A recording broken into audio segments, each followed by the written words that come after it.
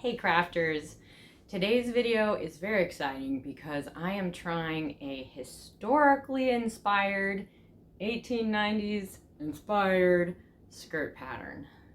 Now this is a big deal for me because I am a learner sewer. I am just stepping foot into learning about historical sewing, which, of course, involves a lot more learning to learn about the older sewing methods and designs and things. So this is a big deal. I am filming this after the fact though, so rest assured I survived the process, and yes, we did get a finished garment which I have worn. So that's pretty cool. My advice, if you're tackling a project like this, definitely go with a pattern that is, on the simpler side. I found a great one on Etsy. I will link to that pattern company down below. They had a lot of great ideas. I also gave myself a lot of time because I knew this was going to be a learning process. I knew it was going to be kind of frustrating sometimes. It definitely took me tons of time, like much more time than I thought it would take. So I'm glad I took the time. Started this project months ago in the summer, finished it almost, and then I kind of put it to rest for a little while, brought it back out recently, did the finish work, and then I actually wore it. I'm a teacher and I was hoping to create an 1890s inspired outfit or two that I could wear during a historically based unit I was trying to teach. And yeah, it worked. I wore it all last week and I survived. So that means it was successful, right? Anyway, I'm proud of myself. I know this is not perfect by any means. I definitely look back and go, oh, I should have totally done this differently or that differently. I made some mistakes for sure. And definitely I'm not going for full historical accuracy with this outfit because I was not intending to wear it with historical undergarments and, to make the silhouette correct. I don't have those things in place at the moment, so I wasn't going for full accuracy with this, but more for a wearable garment that would be historically inspired. So let me show you the pattern that I worked with. Let me show you the fabric. Let me just talk you through my learning process and see if it maybe inspires you to try something outside your comfort zone, go through a historical learning process, and just enjoy the process as much as you can, and then of course enjoy the results. It might take a little break from historical garb for a little while, but I did it. Maybe you did it too. Bravo. All right, let me show you the pattern. Let's get started and get sewing. Here we go. Here's our pattern, you guys. I purchased this one on Etsy from Black Snail Patterns, and I will link to their shop below because, oh my goodness, they have so many cool patterns, so many things I want to explore. But I did pick this skirt because, well, it's somewhat simple in design. It has some fabric gathered at the back, but it's not too full in the front. Nothing particularly complicated with this one. I mean, I know it's going to stretch me, but I didn't want to stretch myself more than I needed to. I also read in the comments that people mentioned they would make this skirt oftentimes as a wearable garment, not just for a costume. So that was a big recommendation to me because I would hope to do that myself. This pattern also includes a bustle pad if you're going for that 1890s silhouette. And oh look, you could even do it with a train. Oh my gosh, isn't that cool? Wow, so looks like a super versatile pattern. I'm excited to try it. I'm also excited that they give a lot of instructions, and there are also links to blog articles if you need them. And those newbie sewers like me definitely benefit from them. So I did tape the pattern together already. There's a part that you extend yourself onto the fabric. That was not challenging. They also give you a whole bunch of descriptions on the stitches you're going to need. And then, okay, we get into some of the historical methods that I'm gonna need to learn how to do. Flat lining is one of those. I'll talk more a little bit about that later. They're also talking about adding maybe a row of like interfacing or canvas along the bottom of the skirt edge to make it flare more. I may not do that, but I know that would be cool for making that historical silhouette. I'm gonna need to make a placket on the back for some hooks and eyes. Okay, pockets. All those pocket people out there. Yes, there are pockets. I thought about skipping the pockets, and then I realized, what if I wear this in a historical sense and I need to hide some non-historical items? Like my chapstick? Yeah, might need pockets. So, you know, the pictures, the illustrations are pretty good. There were a few moments like on the waistband that I had to kind of scratch my head a little bit, but the blog articles are there if I get stuck. And then I've got to hem the skirt. They don't do a rolled hem. They fold the hem up and then tack it to the lining and then cover it with hem tape. I mean, yeah, just some things that are, you know, different from the way I would do it, but you know, it's historical, so things are different. I could be making a bustle pad. I think I'm going to skip that for now, but cool to have a pattern for that because I've seen them used quite a bit, but I sure didn't have a pattern. Hey, well, before we get in there to looking at my pattern pieces, I wanted to show you the sizing here.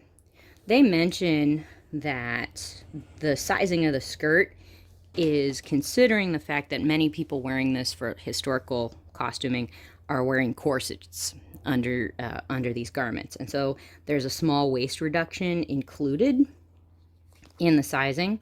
Now, since I'm going to be wearing this without a corset, I'm not going to have that waist reduction. So I basically went to my size, which would be right about here. And then I tried making the next size up for my mock-up. And the next size up was what fit me pretty well without a corset. So just a note on that.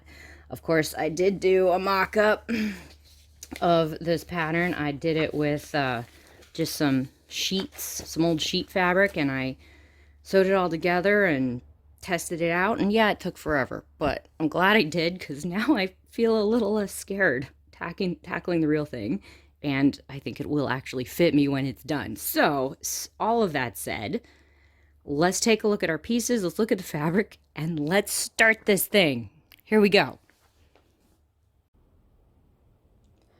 Oh my word, you guys. Here are the skirt pieces all cut out. I mean, this is a lot of fabric. It barely fits on my floor. Of course, quite a bit of the back of the skirt is going to be gathered into large box pleats on the back. So some of that is going to be tucked away, but you can tell we've got the skirt front here, and then our two side panels. Some of that extra becomes the pleats. Have a whole bunch of pocket pieces. Over here, we've got our waistband and some placket pieces back there as well. But oh my word, it's a lot of fabric for one skirt. But I really love this fabric, actually. Let's take a peek at this. I got this as a remnant. Yeah, isn't that cool? So it's kind of a wine-colored fabric with the black bits. I know there's a name for that. Sorry, I don't know what that name is. When I got the remnant, I thought it had some wool in it, but now I'm thinking it's mostly linen, or at least a linen blend. I'm not entirely sure. It does feel a little nubby. It's sturdy, but it's still kind of floppy a little bit. I'm hoping the linen's gonna be really breathable because it's a lot of fabric for a skirt. But yeah, if you think that's a lot of fabric, hang on, we gotta add in a historical element here. Yeah, we need the lining. So all these skirt panels are gonna get a lining attached. Now, in the directions, they're using a process called flat lining, which is a little different than how we would normally line a garment today. Normally we would make, Normally we would make like the exterior skirt, the purple, and then sew a separate skirt out of the lining, and then just put the two together, attach them at the waistband. Well, they're doing something a little different here. They're doing flat lining, which means we're basically going to take our lining fabric, oops, and line it up exactly with the exterior fabric. Sorry, I know this is not going to be exact right now here, but so say you lined it up, and then we're going to pin all around, get a whole bunch of pins on the inside, make it all smooth, make it look like just, you know, fabric pancakes all sandwiched together here. And then we're going to stitch around the edge of both pieces of fabric in the seam allowance and basically turn them into one piece of fabric. And then we treat the lined fabric as one piece of fabric. Yeah, so a little different than what we do today, but that's what I'm going to do. So I've got to, first step, I've got to, of course, lay out my lining all nice and flat and my exterior fabric all nice and flat, put a whole bunch of pins in them, and then stitch around the edges so that the lining is attached to the exterior fabric. And then after that, I can start actually sewing fabric pieces together as they should. I played with the idea of skipping the flat lining. If I had a thicker fabric, I could have skipped it, but since this fabric is still kind of floppy and I do want it to stand out a bit, to look a bit historical, you know, that kind of full A-line skirt, I'm going to flatline it. The directions in the pattern also suggested adding a band of like canvas or thick fabric all around the base of the skirt, which would then help it like flare out more. I think I'm going to skip that, but I'm going to flatline. So yeah, my floor is full of fabric. I'm going to do some pinning, experiment with some flatlining because I've never done that before, and then we could actually get to constructing a garment. Wish me luck.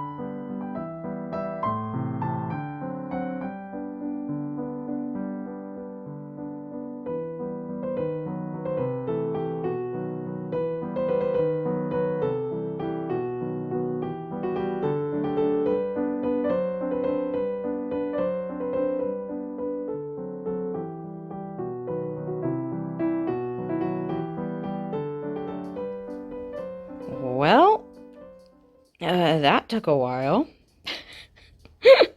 Oh man, all right, well, let's take a look. Looks like we've got the lining layer stitched to the exterior fabric. I got to trim up some of these edges here, so I got to do that. Top tip, have a lint roller handy so you can lint roll your fabric before you sandwich it together. There was a lot of lint involved. Another top tip, kind of handy, it seems like, to start, or well, to end your stitching at the bottom of the skirt instead of at the top, because I definitely ran into some slightly bubbled fabric. Like, it wasn't entirely smooth throughout every piece. So if you finish at the bottom, it seems like it hides it a little better. I know the cool historical sewing people tend to do lines of pad stitching, like, you know, just lines of big basting stitches all the way down the pieces instead of the pins, to keep everything flat when you're flatlining. I didn't do that, but if you need it really perfect, you could do that too. Okay, got this done. I think we can actually start construction on the skirt. Let's take a look at the directions and see what's next. Okay, construction. Let's get started here. I know I'm going to need my placket and my placket lining next, because I think we're looking at the back of the skirt first. Let's see. Okay, we've already done step 1. Step 2, we got to sew the back seam up, but leaving a gap. And then we're going to work with our placket. So let's see. I got to fold my placket in half. I'll sew up one of the edges and turn it right side out. And then Oh yeah, it looks like I'm going to do a little bit of hand stitching and just kind of baste in the eyes for my hook and eyes closures for the back. And then, oh yeah, looks like when we actually stitch the placket to the skirt, then we're actually going to kind of stitch over those hooks and eyes. They recommend kind of just using a hand, cranking your machine over those hooks and eyes so you don't break a needle. I'm going to do that, and then it looks like this guy gets stitched the other side of the opening, and then when you turn the whole thing right side out, you've got your little eyes peeking through the seam, and then of course you'd add hooks to the other side, and then I gotta do some like hand stitching down of the edges on the other side. But that's the placket. Okay, let us plack it.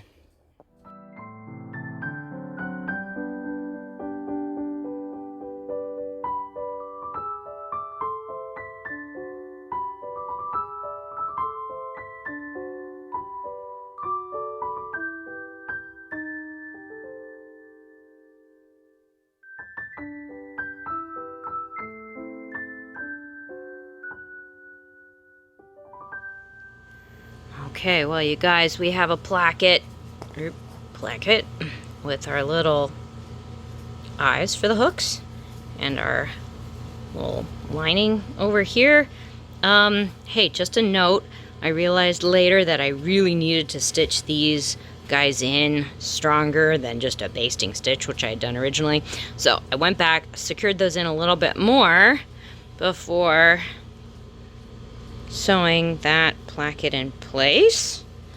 And then it's really hard to see, but I rolled raw edges on underneath and tried to stitch those down as best as I could on the back here, stitching it to the lining if possible, because man, linen loves to fray. So I think we've got a placket. I just need to add the corresponding hooks to the eyes.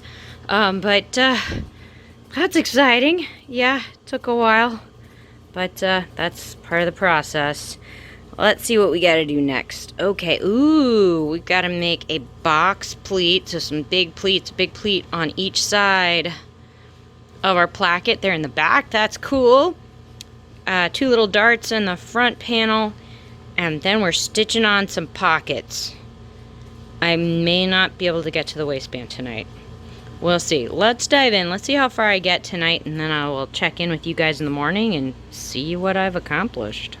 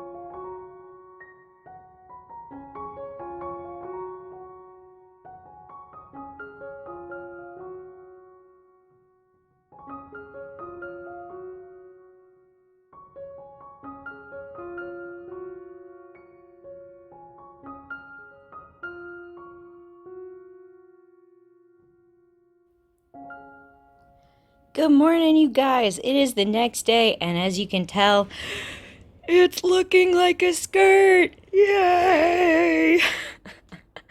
All right, well, the last thing I was working on last night was getting those pockets in, and of course, when we sewed the pockets to the front piece and the back side pieces here using our seams here, well, we sewed the skirt up too. So we now have a skirt, and of course the back placket is in the back. We're looking at the inside out front view right now, but you can tell we got some long pieces of fabric over there. That's our next step. We got to tackle the waistband. I've got 2 pieces of the exterior fabric and 1 little lining piece. Got to make the waistband, got to sew the waistband on. So that's going to take a little finagling. I'm really glad I did a mock-up because that taught me a lot when I did that practice skirt. So I feel like I know what I'm doing. Knock on wood. Let's find out. After that, our next steps will be to hem the skirt and to do some hand sewing, finish work, finish the seams and all those good things. All right, let's dive in. Okay, got the 2 sides of the waistband stitched together, kind of following this picture here where we've got the inside of the waistband and the outside of the waistband stitched together. Let's flip it over. There we go. Okay, so the inside has a little bit of lining, and then of course this will be the outside, which you'll see from the front of the skirt. Okay, so we have a few more waistband steps to do. I need to trim off the seam allowance of the lining. Don't need all of that bulk, so it's going to be a little shorter. And then the seam allowance of the back side of the waistband is going to get stitched down. So hey, we'll have a finished edge.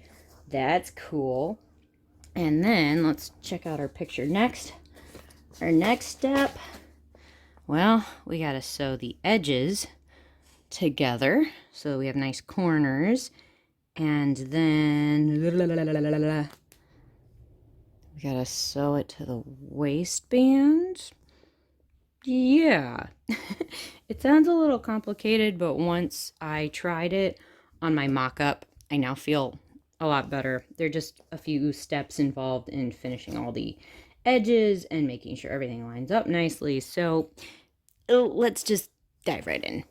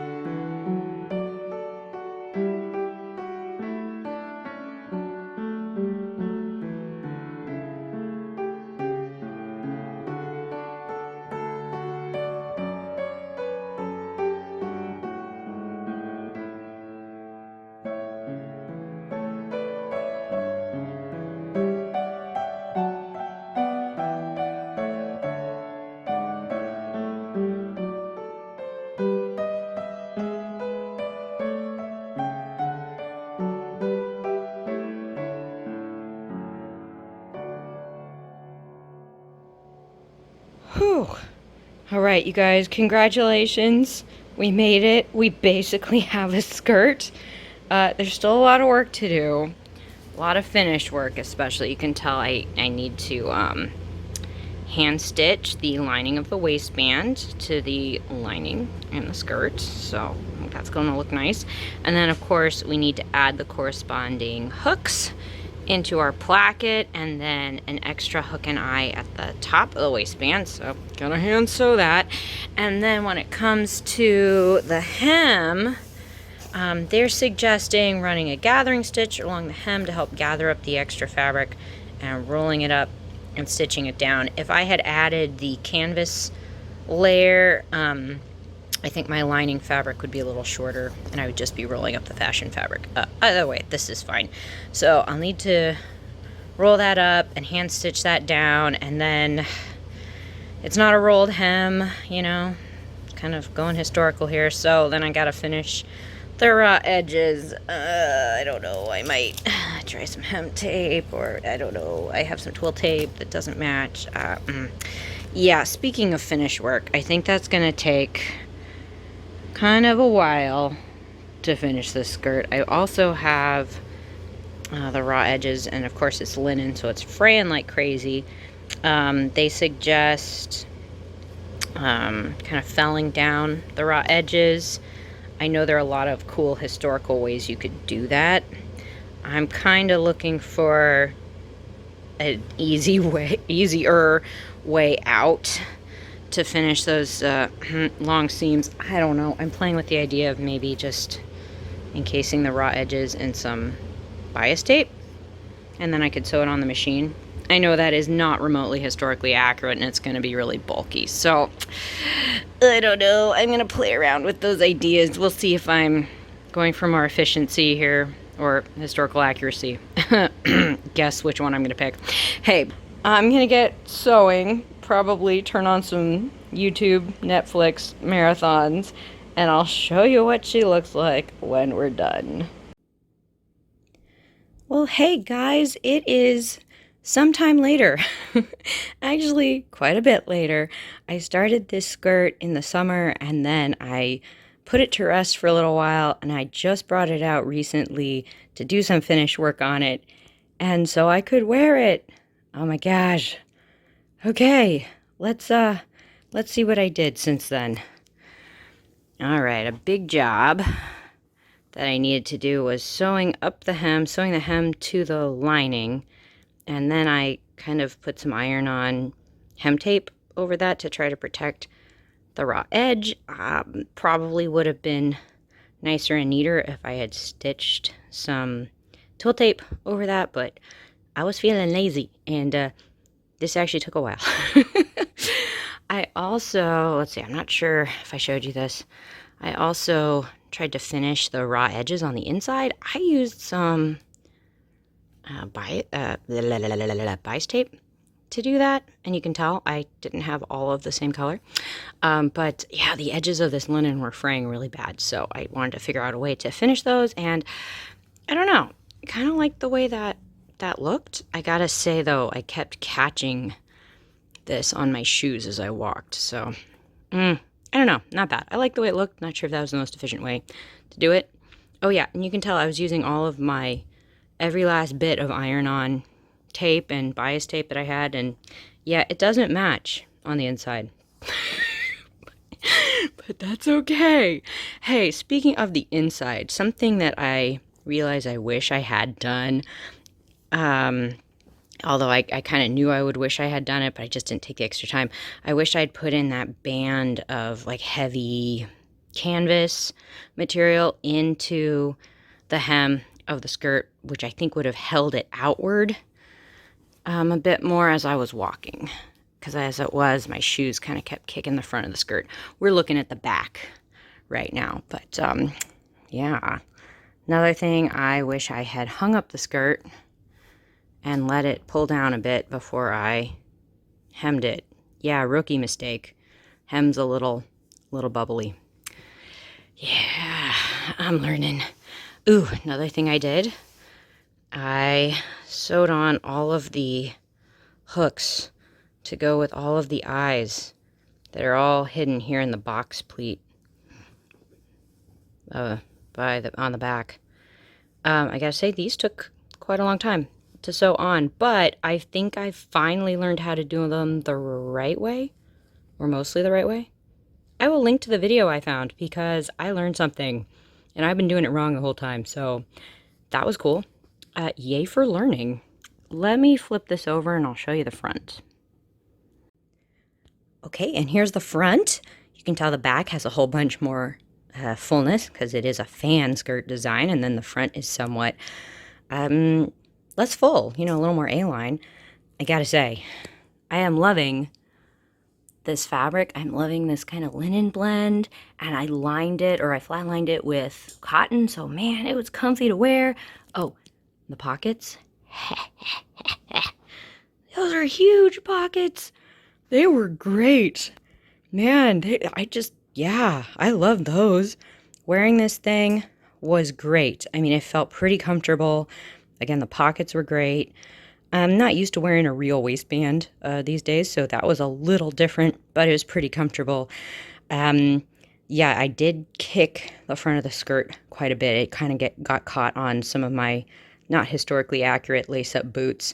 I kind of kept catching the seam binding that I used to bind those side seams.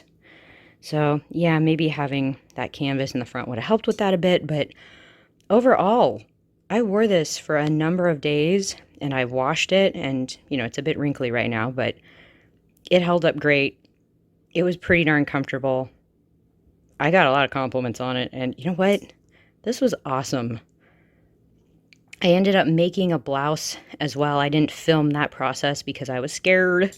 I didn't know what I was doing, but that ended up turning out okay too. Oh, surprise, surprise, go me, right? Hey, well, yeah, let that be a note. If you're trying something scary, give yourself a lot of time.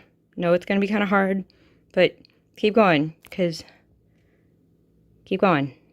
Yeah, eventually you'll get there. It'll be okay. Anyway, let me show you what this looks like on you guys, and while I get ready to do that photo shoot, hit that like button, people, for learner sewers trying historical costuming. And subscribe for more fun and crazy stuff from Partners in Craft. I will see you guys soon and show you what this looks like.